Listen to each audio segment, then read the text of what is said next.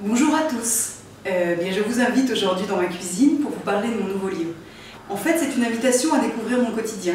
Dans mon précédent livre, Ma cuisine astucieuse, je vous parlais surtout de mes recettes et de mes petites astuces à travers les plats emblématiques de ma cuisine.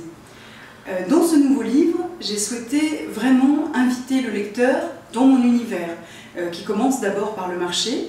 La première partie du livre, au moins une cinquantaine de pages pour commencer l'ouvrage, est située dans, par exemple, les marchés que je fréquente, avec les commerçants comme le boucher, le poissonnier, qui nous expliquent en fait la bonne façon de faire les courses, de trouver le bon produit, et puis surtout l'échange, parce que la cuisine, avant tout, c'est du partage. Donc il faut vraiment avoir un partage avec les gens qu'on rencontre, évidemment, pour des recettes, mais surtout parler avec son boucher pour, selon une recette, choisir le meilleur morceau avec lui, avec le type de cuisson, le type par exemple, de cuisson que vous avez à la maison, est-ce que vous utilisez de la vitrocéramique, du gaz, etc.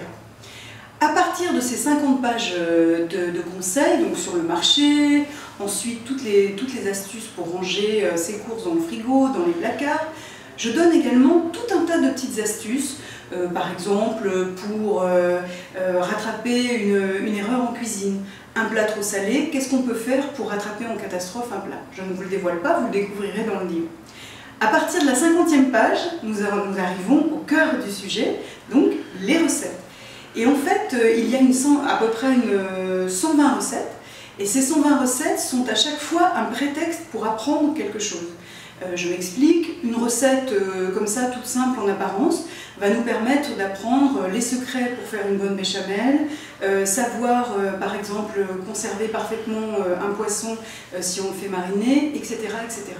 Toutes les recettes sont un prétexte pour apprendre une technique de cuisine très simple, toujours très astucieuse, sans prise de tête, pour faire des recettes vraiment bluffantes, parce que le résultat est important. C'est toujours une recette jolie, bien présentée et accessible au plus grand nombre. Vraiment, les recettes ne requièrent pas une technique importante. Et enfin, à travers ce livre, qui est aussi beaucoup centré sur la transmission, j'ai tenu à parler des gens qui m'ont un jour parlé d'une recette, appris un petit truc, montré une astuce de cuisine.